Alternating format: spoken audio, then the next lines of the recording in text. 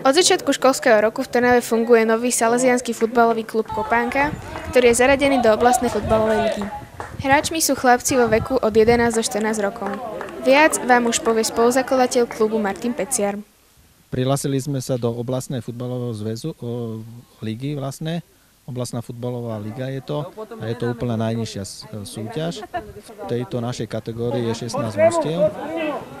No a teraz momentálne sme na nejakom 10. alebo 9. mieste. Mladí futbalisti majú tréningy 2-krát do týždňa a venujú sa im teraz skúsení tréneri. Tento rok sa nám to vlastne podarilo, že sú tu ochotní ľudia vo voľnom čase a zadarmo, podotýkam zadarmo, venovať sa týmto mladým nádejným futbalistom. Ja dbám na to, aby na tréningu bola prvorada modlitba. Neexistuje u nás, aby nejakým spôsobom chalan zahrešil alebo sa vulgárne vyjadril. Ak áno, že by mu to nejakým spôsobom vybehlo z úst, tak má určitý trest. Každú sobotu bojujú buď na domácom či súperovom poli.